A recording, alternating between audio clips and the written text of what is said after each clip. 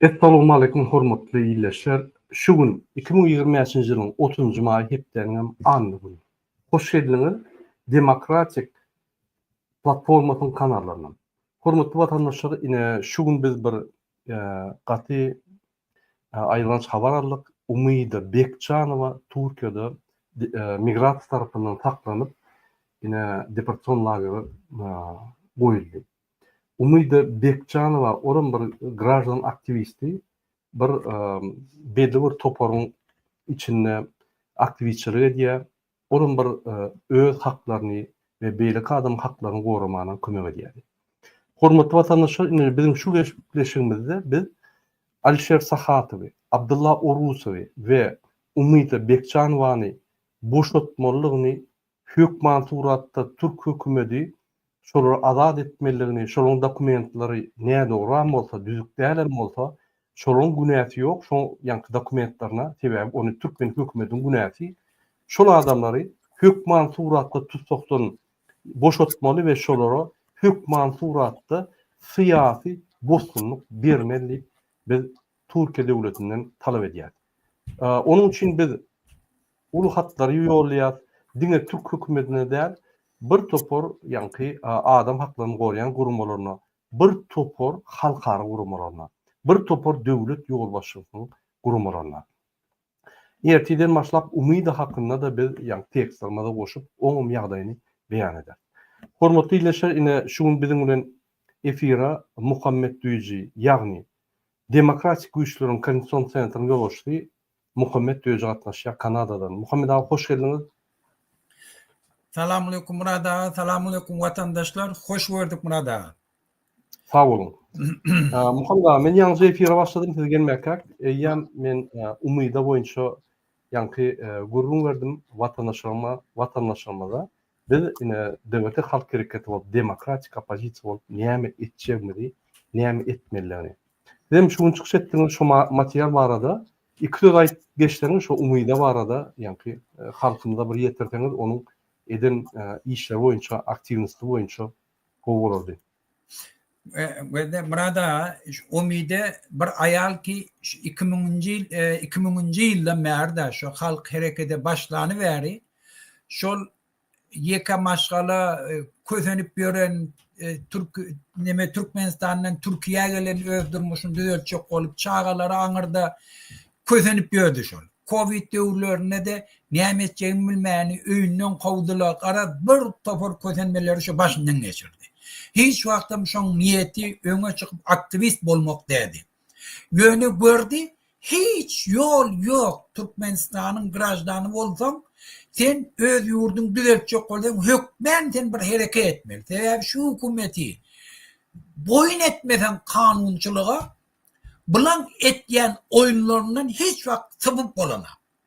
Sen pul bilen çözjek bolsaň, pulun mesberi hiç yetik bolana. Bir gün $1000 diýdiler, $2000, $3000, $5000 ýurda bardan çykyp bilen çykdan nemeden pasportdan hemme zady pul berjek bolsaň, ony anaga bula ogurlyk eden aga berdi Muhammedin haramzadalaryň öwleri ýana hemme pul berip çykarýar.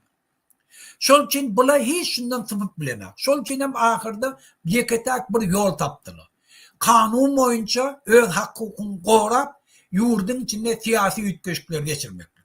Şol urna da şoňa da yetdile, billile özleriniň hem yekedäligini bilen aktivistlerimiz aktiv hereket etmegi adamlarda umyt töretdi. Olara yekedäligini bildirdi. Ýurdun problemasy, hemmemiziň problemalaryny düşündirdiler. Halk inni billi. Olan kıyınçılıkları, olan yeketek kıyınçılıkta bütün halkın kıyınçılığı şon döretýänem şu hükümet talap otururlar. Şol için her kim elinden geleni kanun esasına hareket edip başladılar. Umyda da şolun birinden. O zaman ol özü bir topor sayladı. Şu toporun içinde de aktif öz işini alıp var ya. Berdi Muhammed'im şeyle bir korkya. Türkmenistan'ın hiç başka düşmanı yok. Değil mi? Öz halkı düşmanı. Yani öz halkının öňe düşen kanunçylyk talap etýän adamlary haramzadan yeketek düşmanı, şol üçin elinden geleni şu haramzada etýär aktivistleri ýurda alyp gitjek bolup. Bulary düzlü nemeleri oyunları başlarına getiriyor. Biri bilen düşman etiyor. Bunları bir avraya edecek oluyor. Kardeşlerine azar veriyor. Günlerin akşulara da her ne ettirip şulardan dinecek oluyor. Yöne imanına gelen adam, şu dağıtlara düşünen adam, korkusunu yenip geçen adam, ol hiç vakit izinden kayıtmıyor. Ol kayıtam, beyleki adamların yüreğini umut töretiyor. Olun gözünü açıyor. Onları yurda iyi çıkmaklarına harekete getiriyor. Şol için hem Haramzade Berdimuhammed korkuyor. Şu sebepten hem yeke bizim aktivistlerimiz tapavut yok, ol haysi toporda, haysi yerde. Şu öne çıkan adamla oldu. Daha önce koment yazan adamla da oldu. Berdimuhammed şoları tapıp Türkmenistan'a eltmesi ol yatı bilene. Şu sebepten ben birinci ayçık olayanlarım bütün aktivistlere, bütün Türkmenistanlılara, bütün Türkmenistanlı siyasi ütkeşiklere karışıyarlar. Yurdun tüygerli, öz yurdunu eye çıkacak olayanlar, şun kunşu aktivistleri kollamak. Şuları Türkmenistan'a tavşırtmasızlık bizim ulu mukaddes borcumuz. Şu bir göreş, şu bir front. Haramzadılar, şuları alıp gidecek olayan bizim verecekler oluyor. Şol için gelin şiyen işte biz utoylayalım. Şununla ussak Berdimuhammed'in kutorduğu. Men işte da yeni bir Türkiye devletine yüzlenecek olayan adam. Türkiye devleti, siz önde mer devlet bol işlepiyorsunuz. Siz bir demokratik devlet. Sizin hükümet yol başçılığınız halk saylaya, azat saylolu geçiriyor. Yurdunuzda metbuat azatlık var. Siz azatlığın nemeliğini biliyeniz, hükümetin halkın önüne cevapkar bolmalılığını biliyeniz, siz kanunçuluğun nemeliğini biliyeniz, siz o taraftan biliyeniz bizim yurdumuzu nehilli haramzadalı talap bizim halkımızı kötep görenini, öz kardeşlerimizi kötep görenini biliyeniz. Şunu gözünüz bilen görüp otuyorsunuz, biliyeniz, innem önkü yanıkta, inni halkın öne çıkanını, halkın iyiliği derli hareket ne de siz şahit. Başka devletler olmasa da siz şahit. Nehilli aktivistler halkın kollayanlarını, şolan hak söz aytyanlarını siz biliyemem. Şol için siz burada etmen ki arası yürekten öz yurdunu söyleyerler. Öz hak hukukunu koruyarlar. Öz Türkmenistan'da parakatçılığı hemişe üpçün edecek oluyorlar. Türk kardeşler bilen hemişelik arakatnaşık aşçok oluyorlar. Yurdun içinde kanunçuluk boloryanı edecek oluyorlar. Yüreğine kine döretme. Siz Türkmen aktivistler Haramza'dan eline tavşırma. Buna tarih boyunca sizin teninizde kalır. Türkmenleri şeyle kösediniz diye. Siz Türkmen hakiki adamlarını düşmanın eline tavşırdınız deyip kalk hiç vakit yadından çıkarmar. Şunu hemişe berk yadınızda saklar. Şol için ben sizin hem benizden kahiş ettiğim bütün Türk halkından, Türk siyasi kuramalarından, hukuk koruyucu kuramalarından, hükümet yol başçılarından bizim aktivistlerimiz eline tavşırma. Beyteniz siz Türkmenleri özünüze düşman edersiniz. Şu yen işte aktivistlerin yeneceğine hiç iyili şekli şopuyor. Bir hak bilen batılın arasındaki davadır. Şunu hem peygamberle daydık gelen hem tarihen tubut eden hemişe halk yenyendir öz düşmanlarını, öz yurdunu tarlayanlar. Şol için şunu berk yadınızda saklar. Ben hem aktivistlere de yine yüzlenecek olayan da adım şu. Hükümetin oyunu kun. Hükümet sizi birbiriniz bilen düşman edecek oluyor. Siz şun kun hükümetin provokasyasına taraf gitmeyin. Siz birbirinizi kollayın. Siz birbiri ay etti bir nerni ol bardat dedi ya hükümetin gelip birbirini vuruşturacak olayan oyunlarına girme. Kim Berdimuhammed'in karşısında görüşen oldu? Biz olabilen kula olacak olamdak birbirimizle. Arnaş olacak olamdak. Her kimin kemçiliği vardır. Her kim bir etabetçiliğini görüş bilendir. Öz kıyınçılığı. Şunun için onlardan biz yanlışlık gördecek olmayalım. Olabilen biz düşman edecek olayandan oyununa girmeyelim. Şunun için birbirimizi kollayalım. Kemçiliklerini koyayalım. Olabilen işimiz bulmayalım. Şunun ne biz haramzadan yenir. Çıkışa hiç tat koymadığın hemme daha da aýtdygyň Muhammed abi. Şey, Ýa-o. Hormatly ýyleşer, egerde oýundan garagaçdyk, dogrudan umyda Bekçanwaryny tutap etdiler. Men size ýene bir ýatlak geçjek bolýan Serdar Berdimuhamedow, Kezzap Gurbanly Berdimuhamedowyň ogly Kezzap Serdar Berdimuhamedow. Türkmenistanyň bir kanun bolup, bizim seslerimizi ogurlap, prezident wezipetini ogurlanan adam, şol ýürüýti Türkiýe gelip kontraktlar baglaşyp Türk hökümeti bilen ýürüýti söwda kontraktlary edip, bizim tebi waýlyklarymyzy şolara berjek diýip, ýani Türk hökümetinden berjek diýip, olaryň şondan gazanmaly. Ýöne bir şert bilen ýanky aktivistler ýygnajak, şolara kömek edin, biz şolardan gorkýak diýip ýanky şo şertnamalar baglaşdy. Şoň esasynda Türkmenistan'dan gражданlary, Türkiýede ýaşaýan gражданlary tutap edildi diýip. Şoň esasynda taýlap aktivistler taklaýarlar. Men ine şu Muhammed Ağa'nın diýen sözlerine goşulýan Türk hökümetiniň ýolbaşçylaryna dogry düşünin. Şol Kezzaby Putin'den başga hiç kim gollanmaz. Gurbanly bilen Serdar Berdimuhamedow Türkmenistan gраждanyň arasynda Kezzap adyny dogry alyp Türkmenistanyň halkyň düşmany adyny aldylar. Şolar öz-özüne milli lider bellidiler, şolar öz-özüne prezident bellidiler. Häzir gyýyna kirip ýene o meclis başlygy etjek bolýarlar. Aparat prezidenta, kabinet ministr doly Gurbanlyň ýerini Hacı Murat Çüýrük tohumynyň wekili Nazarov bilen kontrol edilýär. Türkmenistan döwleti ýok. Biz öňüm aýdyp gelýär. Bular Türkmenistan döwletini öz jüwtüne öwürdiler.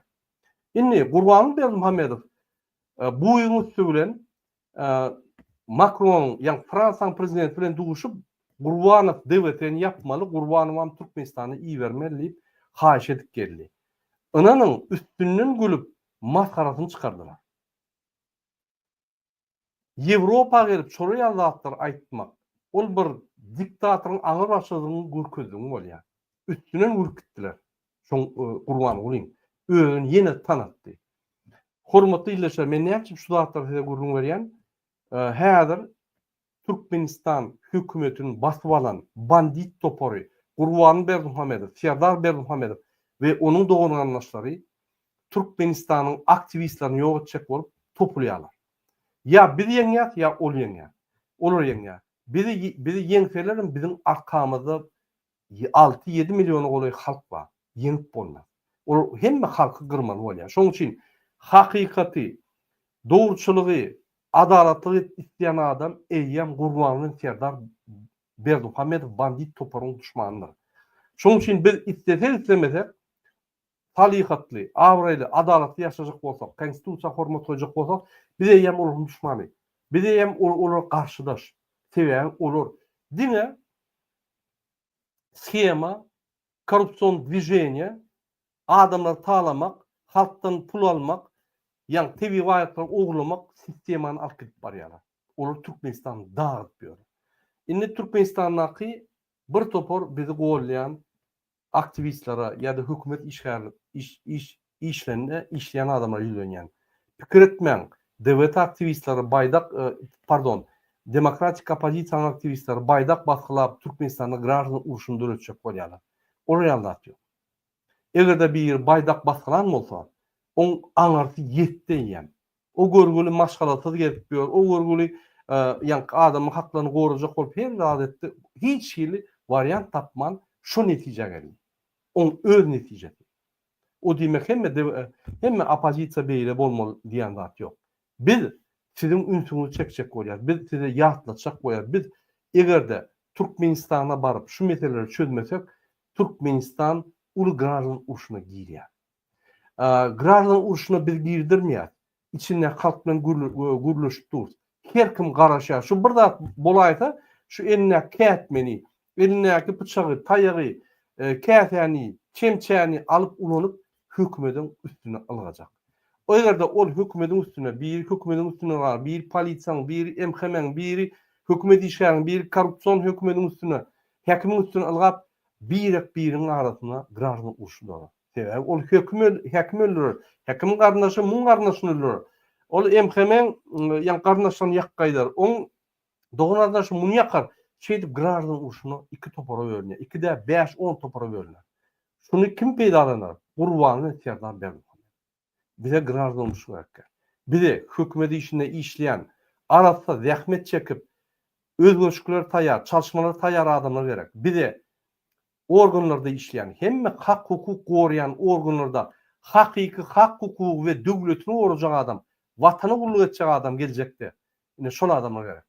Şolar bilen biz galmaly. Bizde halkyň içinde aklyet diýen, ýa-da arnarjak bolýan, ýa-da namyz edip ýören, ýa-da ruhuny, nefsini, wyjdany degen adamlar gerek. Biz şolar bilen, şolaryň motivasiýasy bilen beýlek adamlar kömek edip biz ýagny haklarını da alıp adalatly edip iki tane atalı oğlu, iki tane atalı oğul prezidentleri biz tutup cenayete çeker. Birinci bilen şolar. Onun çüylük tokumy. Beýleklere zat diýjek däl. Sebäbi bu ýalňyşlyklar mecbur ýagdaýda köp adama edildi. Bu ýalňyşlyklar mecbur ýagdaýda köp adamlara ettirildi. Biz düşünýär o zatlar. Ýöne häzir wagty geldi. Inni bet etmeli. Hemmämiz bir çüküre tükürmeli. Korrupsionist bolsen kim bolay? Arkada zamanyň aktivisti bolmasaň, ýallak, kepekçi bolmasaň, häzir halka goşulmaly. Tuğulma başlar men ün söýleýän bir tanqid etdik bolýan inni arkada diýip gıyran oklar inni halk diýip aýdýarlar. Watanyny ýanky demetjek bolýarlar. Watandaşlar ýallaklaram azyk çekilip başlady, adamlar düşüp başlady.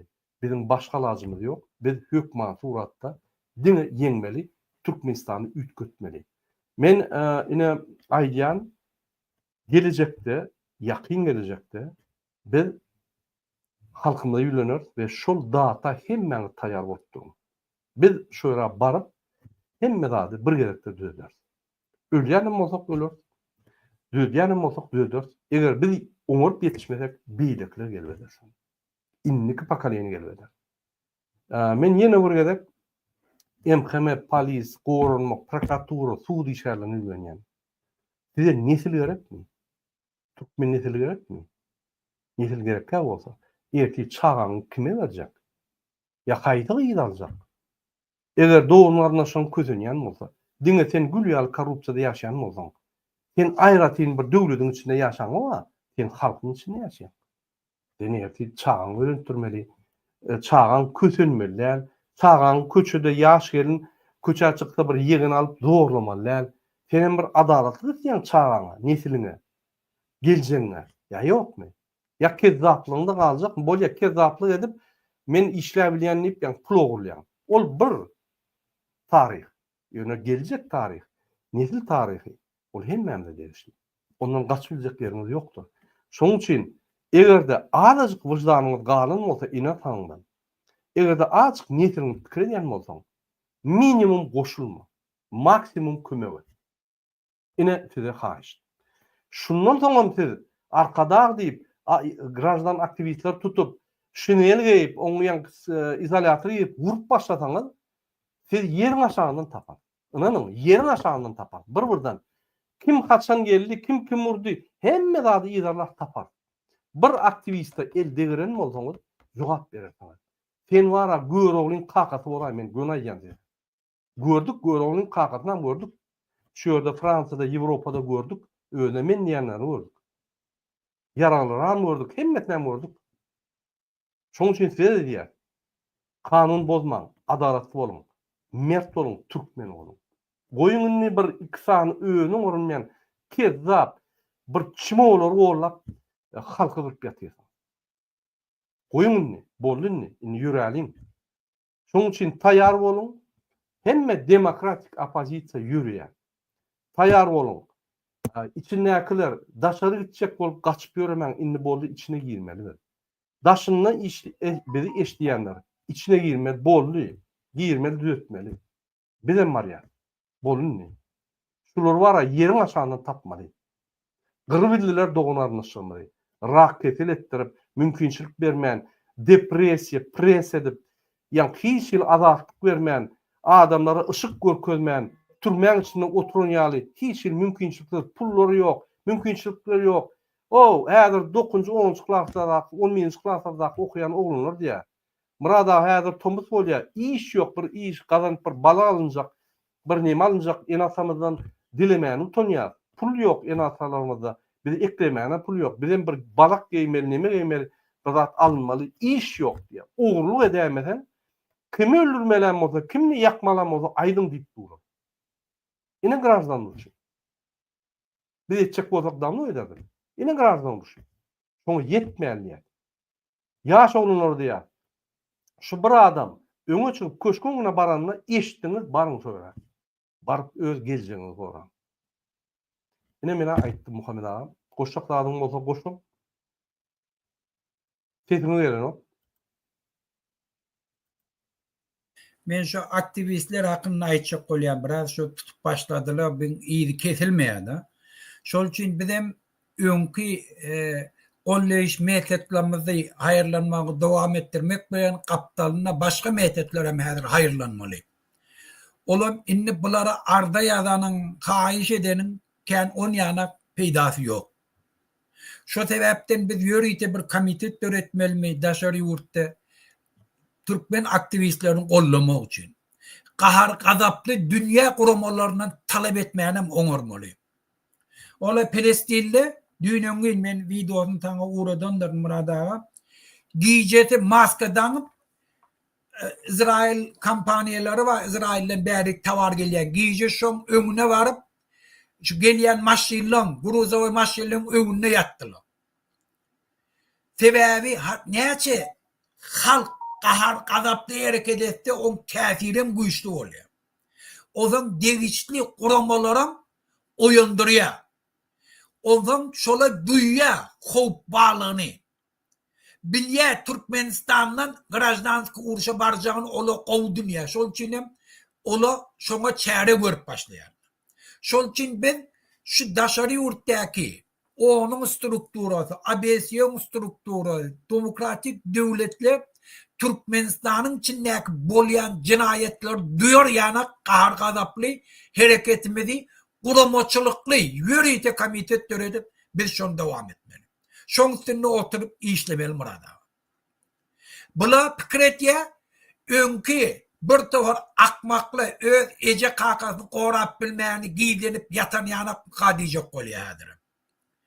Olar ýanak inni aktivist ýok, olar ýanak opozisioner ýok. Biz inni öz halkymyzy diktatyryň öňüne ýeke goýmaz. Elimizden işlat gelmeýär diýmer. Bize işlat bolmasa biz hiç kim bilen işimiz ýok diýmer. Şunu haramzade Berdimuhammed Berk ýadynda sakla. Goý bütün dünýä guramalar bilsin. Agzyn doluryp geplediler. Human Rights Right'ın başlygy bütün aktivistlerin öňüne gyýgyryp aýtdy. Biz sizi diktatyryň öňüne ýeke goýmaz diýdi. Bokunu gepleýär onda. Biz onu sözüne tapdyrar. Biz onu şeýle goýmaz. Eger bizim aktivistimiz şeýse biz şonu işlady günne goýmaz. Şoň işin jinayet işin şoň karşyna galdyrdylar. Şol üçin ola da bilsin. ABS-ň ýygynyň içindäkile de bilsin.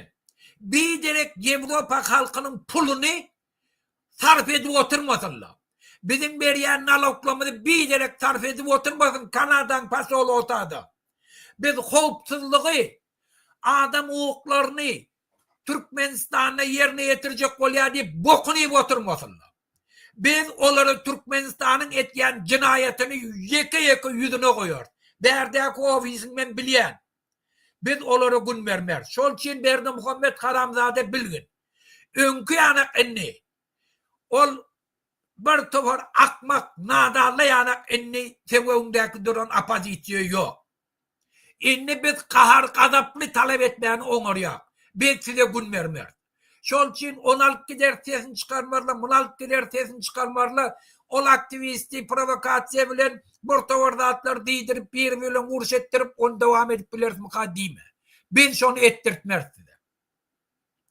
Şo sebäpden ýörüýte şol uğruna işläýäli Murad aga. Degişli guramalar bilen kaharly gazaply gepleşeýli, kaharly gazaply hatmy ýadaýly Türkiýe döwleten bildim. Şu zadyň şeýle galmajany. Berdimuhammed Berk ýadyna saklasan.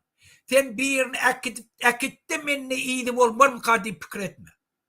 Giyeceğiniz yatan tulonda şolun suratlar öňünde bolup sana şola en howply adamla bolup dişine gireceğini men söz berýän. Şonu etdirtýär.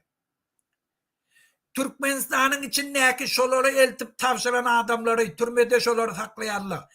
Şolara bir zat bolasa tohum tiyiciniz bilen sizi sude verer. Şol için pikir etmeyin.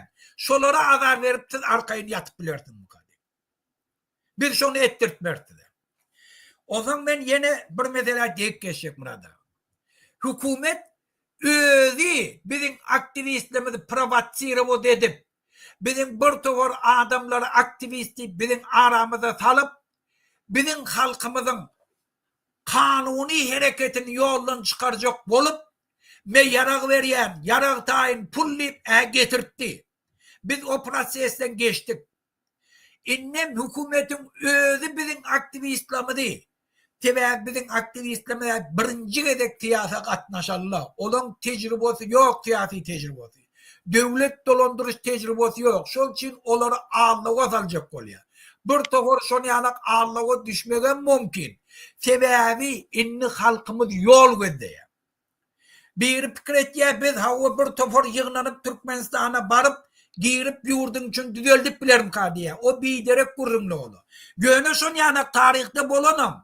Kuba meselesi. Fidel Castro, Che Guevara'da barıp azadem ettiler. Olan bolmayan da hatta bolyan. Yönü ol hadirki devirde bolyan gereği yok. Aytım düşmanın isteyen dadı şol. Bizi bir kanun yola eltip bir kanun ettiler deyip o zaman devletler bizim üstümüze kuşkuracak olyanlar bizim karşımıza cinayet işini daşar devletlerde kaldıracak.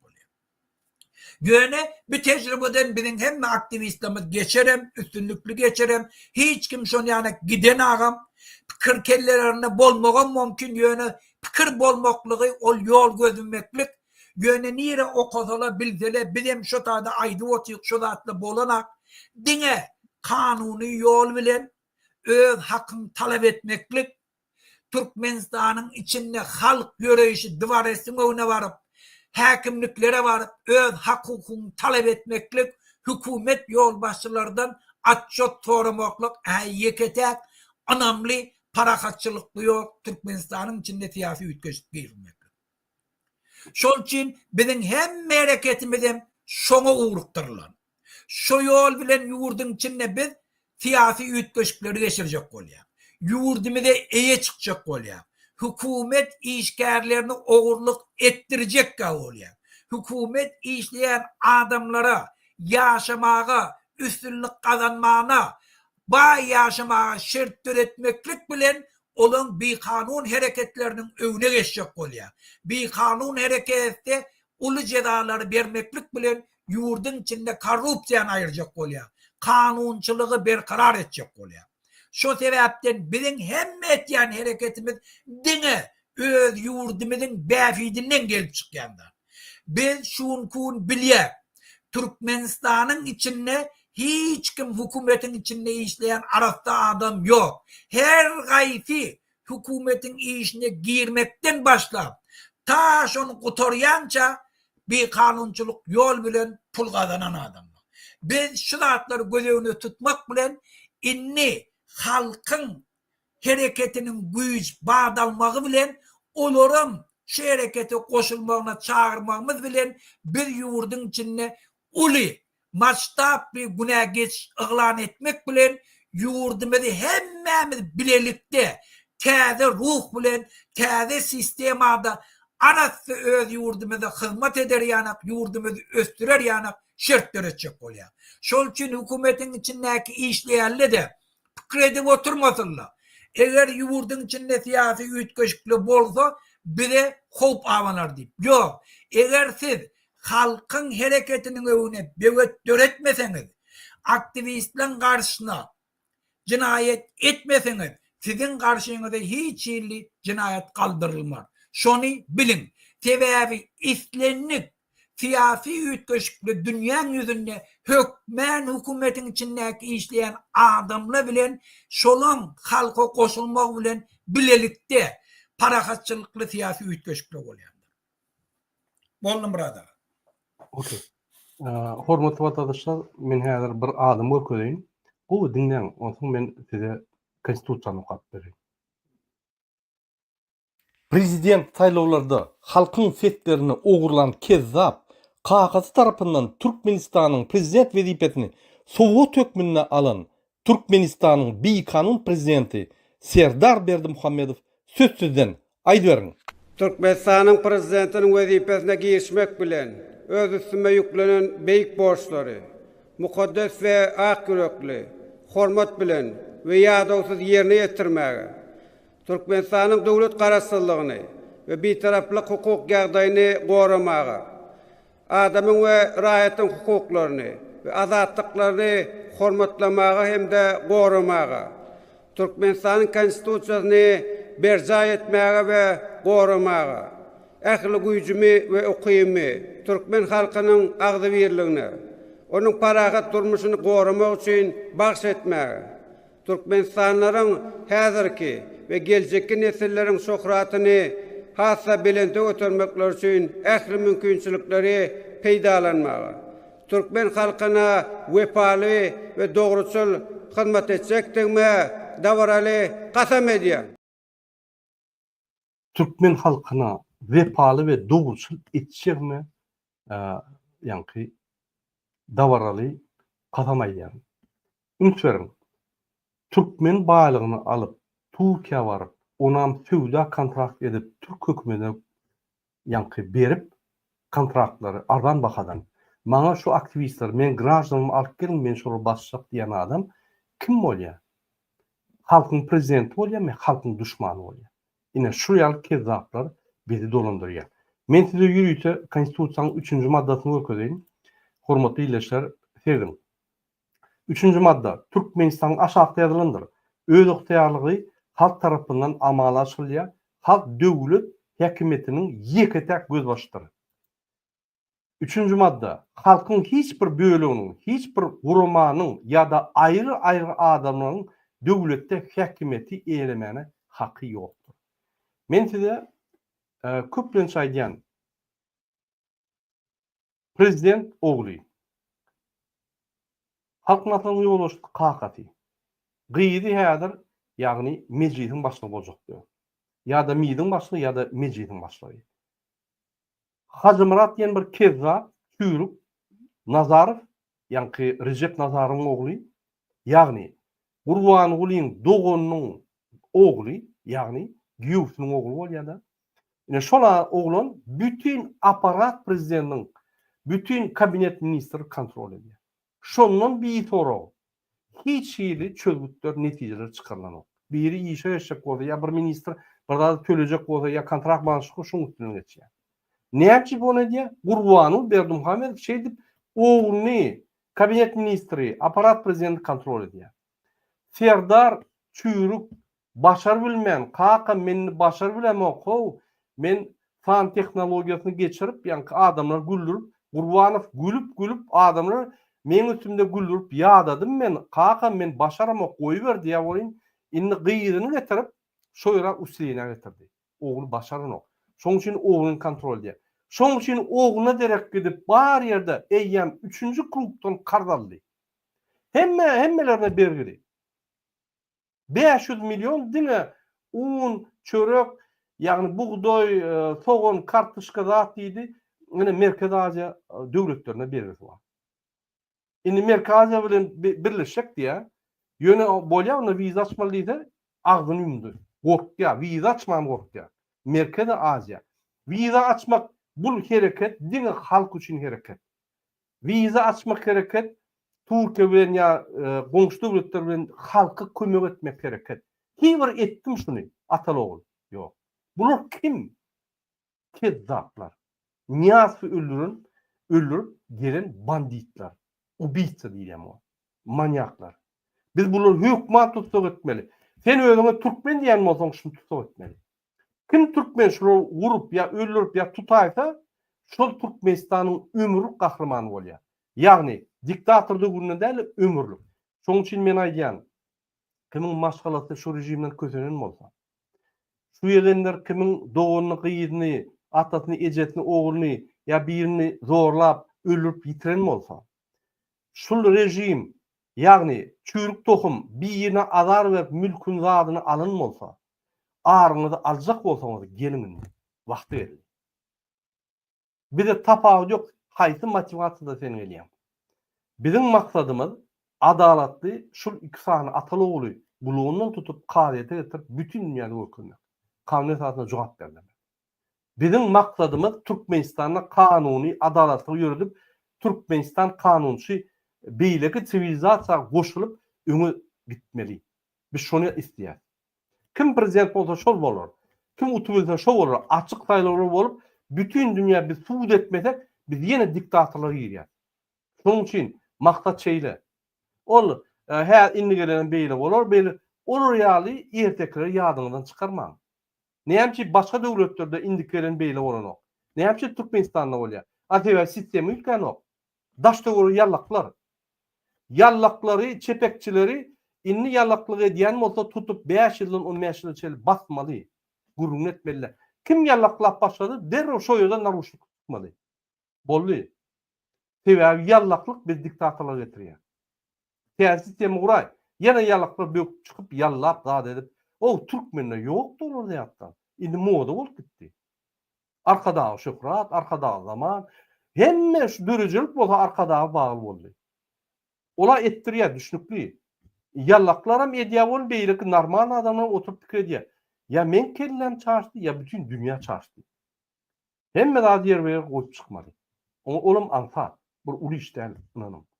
Şoň üçin men hemmeler çagyrýan, sen daşynda bol, içinde bol, kakyň öldüren bolsalar, şu rejimden kakyň ejen dogonyň, onyň ya gyý dogonyň ya bir zat basylan bolsa, biýüne oturun bolsa, näme şu algyň ba bolsa şu rejimden, şu çürük tohumdan gelin goşulşun. Gelin güýçlü jemler. Gelin ni gutoralyň şunu. Bolun ho. Muhammed ağa, biz köpe çekmäli ýa-ni efiri. Sebäbi biz şunu ýyllap aýdyp gelip oturýarys, indi biz herkede geçmeli. Şoň üçin men Telegramda hawalaşyp bolar, hawalaşyp bilersiňiz ineterdiň. Meniň telefonlarym bar, meniň Telegram adresim bar. Sabaşka Kurbanov MK. Bunu hawalaşyp bilersiňiz, hemme zat konfidensiýal, hiç ýere çykanok, akyn bolaýyn. Şu neçeli hawalaşanlar hiç ýerde çykmady, bizem çykmaz. Biz ona garanti berýär. Başka aýtjak dadyňyz bolsa Muhammed ağa jemleň bir efir tamamladyň. Sesiňiz gelýär. Burada bir meseleň üstünde durup geçjek bolýar. Şu bir topar hökümet, bir topar adamlary, blogerlary, daşy dindar adamlary mecbur etýär. Nuri aktivizminin karşısına çıkış ettirmeyeni. Baydağı depeleptir falan ediptir deyip. Birinciden bizim hem aktivistlerimiz şu Nuri'nin özü şu baydaktan yasalan köneği maykan giyip köşeye çıkan adam. Şu baydağı kaldırıp köşeye giden adam. Bizim aktivistlerimiz Amerika'da hem yerde Türkmen baydağı olan öne çıkan adam. Yönüşük haramdağda hem provokasyon yol bilen hem şolan kaharını getirip şol etmeli zatları edip bir kanunçuluk bilen adamları özünden çıkardı. Ol en hemme belan ocağı yurdu satan, yurdu hıyanet eden, bizim halkımızın avaralığına sebep olan, bizim halkımızın közeniyene sebep olup duranlar şu Türkmenistan dolandırıp oturanlar. Şol için bir tofor öňe çıkan adamla, tanalyan adamla olar zorlap ettirýänem bilýär. Göne şoňa boyun bolma. Bir tofor özün fileyen adamla şoň karşısına çıkışam edene oňarýarlar. Göne bir tofor adamla şoň karşısına çıkış etýärler. Ol şolara yüzlenjek bolýar. Siz eger adam bolsaňyz, siz eger wejdanly bolsaňyz, siz eger imanly bolsaňyz, inni Nura bir zat diýdiňizmi? Inni erkek bolup da gelin de Türkmenistanyň içindäki biýdüzgünçiligem aýdym. Türkmenistan en baý döwlet. Näme üçin 1 milyon halky Türkiýede közenip ýör. Şu hakynda da dil açyn. Türkmenistanyň hemme bilýär. İslenlik edara işe ýerjek bolan pul bermeli. şonam aydın pul verip işe girliyadi. Eger binamız bolmasaňyz, biwejdan bolmasaňyz, watana dönük etmeyen bolsaňyz, gelin onna aydın Türkmenistanly polisiýa näme jinayet etýär? Eger siz imanly bolsaňyz, eger özüňize musulman diýen bolsaňyz, eger Türkmenistany söýýän bolsaňyz, eger Türkmen baydagyny söýýän bolsaňyz, gelin onna haramzada bolmanyny Türkmenistanyň türmelerindäki ýagdaýla näýligini gelin aydın. Sudiýala pul berip işleýänlerini aydın. Türkmen halkynyň aşyk edip ýörenlerini aydın haramzada bolmasaň. Bir molla, men häzir şoň turatym görkedeň iştadi. En aňyrda eger imanly molla bolsa, eger çyndan Hudaýa Islama ananýan bolsa, onu o birinciden halkın kösenci hakkında dil açmalı. O bolsa gelip. Näme diye? Häzir Murad aga men şonu bir mun tapaýyn. İyi ver men goýun şunu handa. Men sana uğrattım, şonu uğratmadım bilemek men Murad aga. Bir jom men häzir şonu tapaýyn ondan.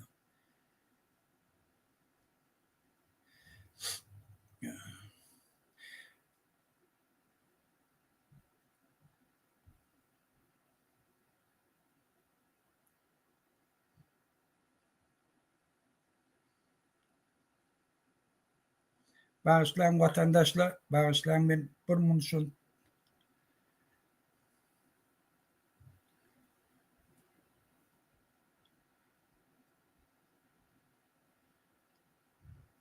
Ya.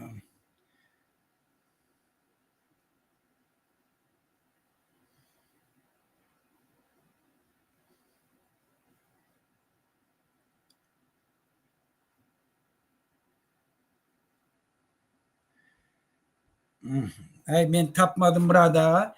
Bir molla özüm Türkmen niye? O zaman baydak tutup şey diye. Şu baydak diye gök renkte diye Muhammed Peygamber'in diye filan rengi diye. Bir yıldızlı aylada diye falan şunu depelen niye? Huday Teala ona diye cezasını verir devletimiz bile diye. Ey haramzada molla. Türkiye devletinin baydağı yaşıl mı?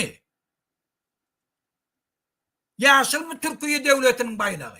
İslenlik yaşıl eşiği peygamber kovuryan olsa sen haramzada nem için ağaç Araplan eşiğini giyipmiyor. Türkmen eşiğini hem giyenak. Araplaşan bir haramzadan biri. Eğer sen imanlı bolsan, eğer sen Hudaýa Kur'an'a ananyan bolsan, halkın kösenci hakkında sen haramzada aitmalı.